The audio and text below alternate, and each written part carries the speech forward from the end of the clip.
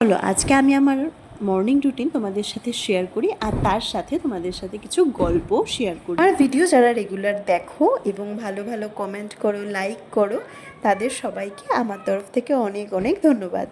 আর আমি তাদের সম্পর্কে কিছু কথা বলি এবং তাদেরকে ধন্যবাদ জানাই যারা আমার ভিডিও রেগুলারলি দেখবে, আবার আমাকে নিয়েই কিন্তু আমার পিছনে সমালোচনা করবে, গসিপ করবে, আর আমার সঙ্গে কিন্তু হাসি মুখে এসে কথাও বলবে।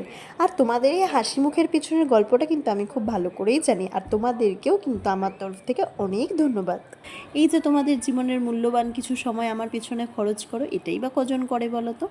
হ্যাঁ, অবশ্যই এদিক থেকে আমি কিন্তু বেশ লাকি, কারণ আমার কিন্তু এই ধরনের লোকের অভাব নেই। আমি কি পড়ছি, আমি কোথায় যাচ্ছি, আমি কি খাচ্ছি, আমি কি করছি, এইসব বিষয়ে না তাকিয়ে প্লিজ একটু নিজের দিকে তাকাও। ট্রাস্ট মি, বর্তমান সময়ে যা এসে দাঁড়িয়েছে, লাইফ কিন্তু প্রচণ্ডভাবে আনপ্রেডিক্টেবল। আজ আছো তো কাল কি হতে পারে কেউ জানে না।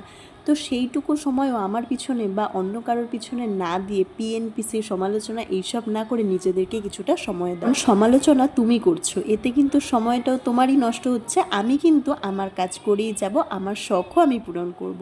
আর আরও একদল মানুষ রয়েছে যাদের আমার জিন্স পরা, টপ পরা, আমার পছন্দসই জামা কাপড় পরা আজকালকার দিনে দাঁড়িয়েও তাদের অপছন্দের বিষয়। বিশ্বাস করো, তাতে আমার কিচ্ছু করার নেই। আমার যেটা ভালো লাগে আমি সেটা পড়ি, আমার যেটা ভালো লাগে আমি সেটা করি। তোমাদের অসুবিধা হলে আসতে